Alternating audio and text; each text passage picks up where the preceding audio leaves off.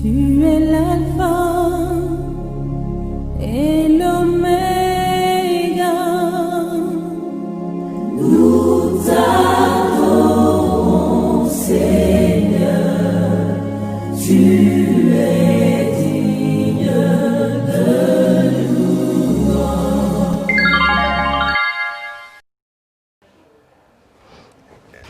Shalom, bien-aimés du Seigneur. Je suis Chris Roland Ouattara. Bienvenue à notre temps merveilleux, l'instant prophétique. Alors, Dieu est tellement bon pour nous. Il nous a fait grâce encore ce jour. Et il nous donne le temps et la joie de partager quelque chose avec chacun de nous. Je voudrais donc t'inviter à prêter attention parce que l'instant prophétique t'aidera à saisir de ce message une attitude à avoir. À partir de l'attitude à avoir, des actions à mener pour ton épanouissement dans la marche avec Dieu. Bien-aimé, beaucoup de personnes présentent la vie chrétienne comme un lourd fardeau, comme pratiquement une pénitence. Dieu ne nous a pas envoyés sur la terre pour nous faire vivre une pénitence, pour aller nous couronner ensuite au ciel. Il n'aurait donc jamais dit « Soyez sel et lumière ». Je pense que toi et moi avons une grande responsabilité. Je pense que toi et moi avons un grand rôle à jouer dans la destinée des nations. Voilà pourquoi je t'invite à vraiment te connecter. Nous allons partir dans les Écritures pour faire notre voyage prophétique en Jean 14, versets 15 à 17. Et je lis: Si vous m'aimez, vous suivrez mes enseignements. Et moi, je demanderai au Père de vous donner un autre défenseur de sa cause, afin qu'il reste pour toujours avec vous. C'est l'Esprit de vérité, celui que le monde est incapable de recevoir parce qu'il ne le voit pas et ne le connaît pas. Quant à vous, vous le connaissez, car il demeure auprès de vous et il sera en vous. Parole du Seigneur notre Dieu. Alors, bien-aimés, je voudrais nous arrêter un instant sur la personne du Saint-Esprit. Un jour, Jésus, alors que ses disciples ne lui avaient rien demandé, il va simplement mettre en jeu quelque chose d'important. Il va dire, si vous m'aimez, vous allez donc vous appliquer. Il met d'abord en avant l'amour que ses disciples ont pour lui. Je voudrais t'inviter à voir un peu dans ta vie. Essaie de voir ton amour pour Dieu, ton attachement à Dieu.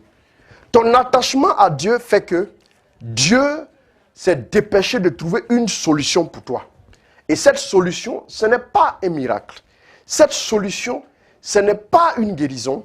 Cette solution, ce n'est pas une prospérité financière ou une prospérité quelconque par rapport à un domaine précis. Cette solution-là, c'est une personne. Je voudrais que tu saches une chose. Jésus a donné sa vie pour toi et pour moi à la croix, pour que nous soyons définitivement délivrés, pour que nous n'ayons plus aucune dette envers Satan pour devoir vivre selon la chair. Et donc, quand Jésus a fini sa mission sur terre, il va donc maintenant recommander les disciples à une autre personne.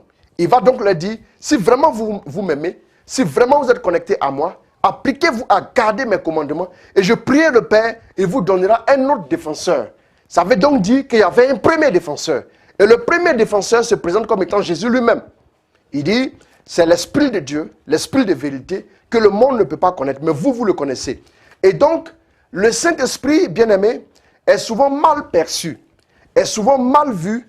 Beaucoup imaginent le Saint-Esprit comme une force. Beaucoup imaginent le Saint-Esprit comme un oiseau. Beaucoup imaginent le Saint-Esprit comme une colombe. Beaucoup imaginent même souvent le Saint-Esprit comme un feu, comme une eau, comme tout ce qu'on peut voir. Et donc, bien-aimé, ici aujourd'hui, je voudrais que tu réfléchisses et que tu comprennes. Le Saint-Esprit n'est rien de tout ce qui a été cité. Le Saint-Esprit est tout simplement une personne. Jésus pouvait-il parler? Le Saint-Esprit peut parler. Jésus pouvait-il prêter de l'attention à ses disciples? Le Saint-Esprit peut le faire.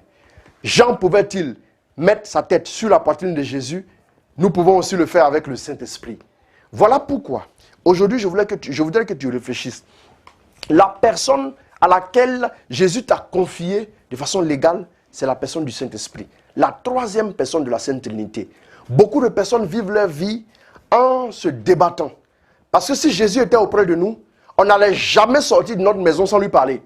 Si Jésus était toujours sur terre, on n'allait jamais entreprendre quelque chose sans aller le voir. Mais bien aimé, beaucoup de personnes commettent cette grave erreur. Aujourd'hui, tu dois savoir que Jésus est au ciel, parce que le Père est au ciel. Un texte peut nous le dire véritablement. En Acte 7, à partir du verset 55, nous voyons qu'un jour, Étienne était sur le point d'être lapidé. Étienne va donc dire, la Bible dit, Étienne rempli du Saint-Esprit, contemple le ciel ouvert, la gloire de Dieu et Jésus debout à la droite de Dieu. Le Père est au ciel, Jésus est debout à sa droite et la seule personne en activité sur la terre, c'est le Saint-Esprit. Qui est le Saint-Esprit pour toi? Le Saint-Esprit est une personne capable d'aimer, est une personne aussi capable de détester, capable de parler, capable d'agir. Et c'est à cette personne-là que Dieu nous a confié comme étant notre défenseur. Écoute bien, as-tu besoin de réconfort? Il est le consolateur. As-tu besoin d'être défendu? Il est le défenseur. As-tu un problème? Es-tu engagé dans un conflit? Il est le défenseur. Es-tu engagé dans une situation difficile? Le Saint-Esprit viendra te libérer. Mais il faut que tu appréhendes définitivement ta relation avec lui, non pas comme avec une force, non pas comme avec une puissance, mais comme avec une personne divine à qui tu peux parler, qui peut aussi te parler. L'attitude prophétique ici ce jour, c'est de appréhender, d'accueillir le Saint-Esprit dans notre vie comme une personne. Quand on sonne au portail, vous demandez qui est-ce? Vous ne demandez pas c'est quoi. Tout simplement parce que vous attendez, après avoir entendu la sonnerie, vous entendez avoir une personne. Quand le Saint-Esprit arrive et vous dites c'est quoi, le Saint-Esprit est frustré. Tu as été baptisé, tu as été confirmé. Normalement, tu l'as reçu. Mais ton attitude envers le Saint-Esprit l'a complètement attristé. Aujourd'hui, le Saint-Esprit s'est peut-être éloigné un tout petit peu de toi. Tu peux encore le conquérir. Tu peux encore l'inviter à venir dans ta vie. Tu veux voir la victoire. Je me souviens qu'un homme comme Pierre, devant une servante, ne pouvait pas témoigner de Jésus. Mais le premier jour où le Saint-Esprit est arrivé, le premier jour, oui, son premier contact avec le Saint-Esprit a donné à Pierre de pouvoir témoigner devant plus de 5000 personnes. Qu'en dis-tu? Qu'est-ce que tu as relevé comme défi? Un homme comme Paul était un persécuteur. Mais le jour où le Saint-Esprit s'est communiqué à lui, Paul est devenu comme un agent de guérison. Ses mouchoirs même étaient capables de guérir les malades. Le Saint-Esprit te donnera la force dont tu as besoin pour témoigner. Tu vas au travail, tu es fatigué. Tu reviens le soir, tu n'en peux plus. Tu as partout des maux dans ton corps. Tu te sens faible. Il te donnera la force. Parce que la Bible dit que si l'esprit de celui qui a réveillé Jésus d'entre les morts est en nous, lui aussi, il nous donnera la force par son esprit. Il faut que tu saches que le Saint-Esprit est la personne qui nous a été envoyée pour tout ce que nous avons à accomplir. Veux-tu voir le ciel? Mais avant, veux-tu expérimenter la grâce de Dieu sur la terre? Tu as besoin du Saint-Esprit. Paul a dit, n'attristez pas l'esprit par lequel vous avez été marqué du sceau comme étant propriété de Dieu. Ce qui fait que nous appartenons à Dieu, c'est la personne du Saint-Esprit. Sa présence dans ta vie garantit que tu appartiens à Dieu à ne pas toucher. Réservé donc. Il a dit ne touchez pas à mes oins. Le Saint-Esprit te marquera du sceau, de sorte à ce que le sorcier de ton village ne pourra pas t'attaquer. De sorte à ce que le licenciement ne pourra pas te frapper. De sorte à ce que les épreuves venant de partout ne pourront pas attrister et accabler indéfiniment ta vie. Tu as essayé pas mal de choses, pas mal de solutions. Tu commences même à prier un temps, une saison, et après tu n'arrives plus à prier. La solution, elle est là. Jésus a dit, si vous m'aimez, appliquez-vous. Jésus n'a pas dit que vous aurez des grosses voitures. Jésus n'a pas dit que vous aurez de l'argent plein vos comptes. Jésus n'a pas dit, vous serez mariés, oui, à plusieurs femmes ou ceci ou encore cela. Mais Jésus a simplement dit que, et je prie, le Père vous donnera un autre défenseur. Bien aimé, allons-y réfléchir sur un test. Je vais nous le lire.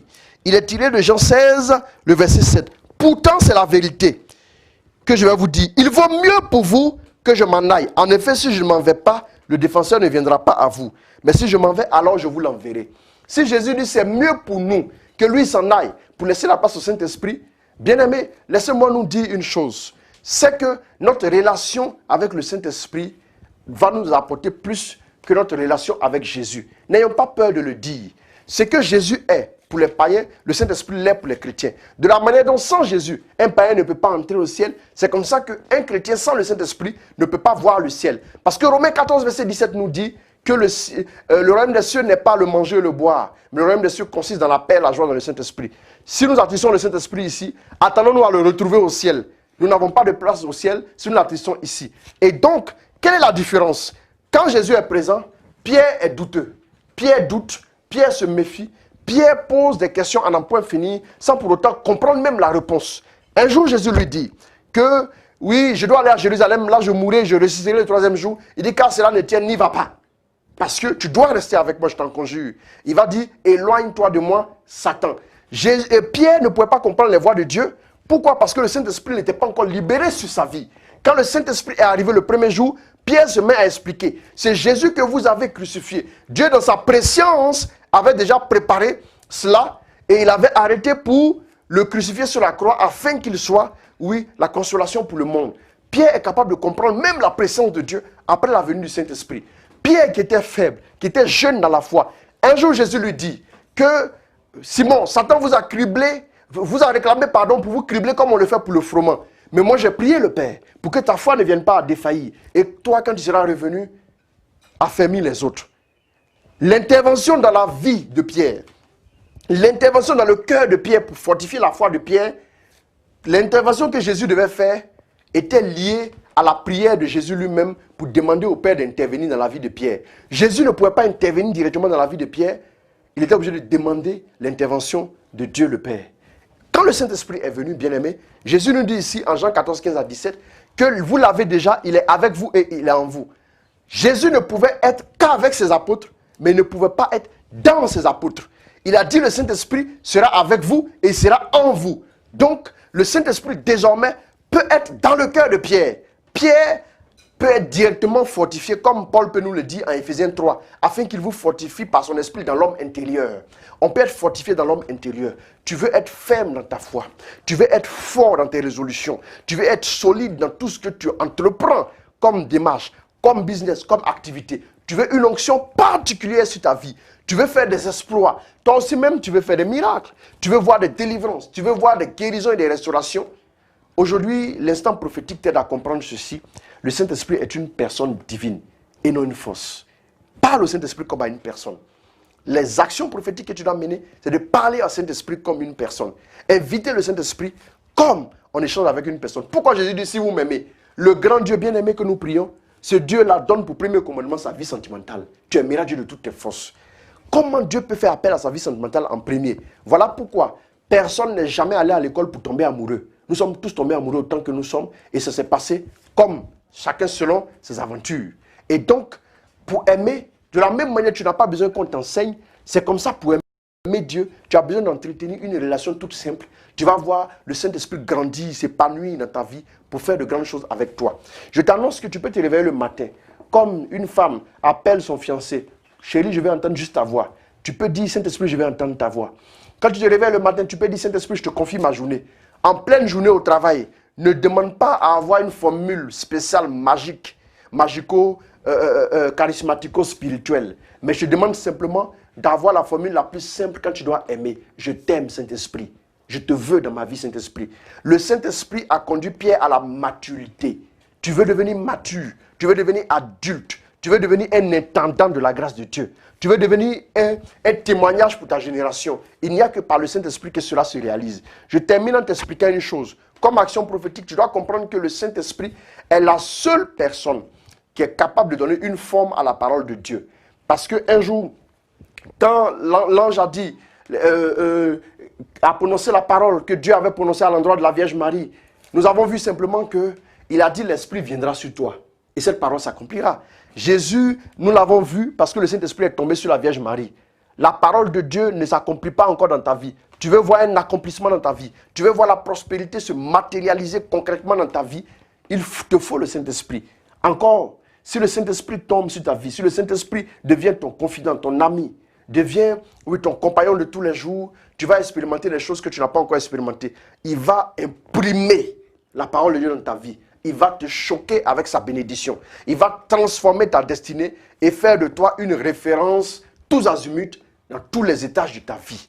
Je t'annonce, frère bien-aimé, que tu as la bonne place. Je t'annonce, sœur, que toi aussi tu as la bonne place. L'instant prophétique t'amène à prendre une attitude prophétique.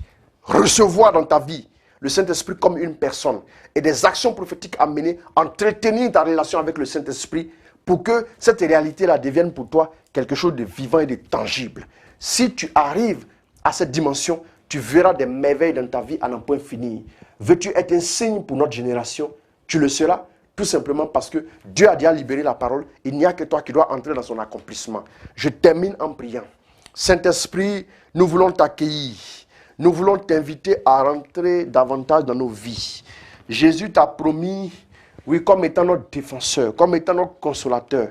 Tous, autant que nous sommes, nous avons tous besoin de consolation. Nous avons besoin d'être soutenus et défendus et même aimés.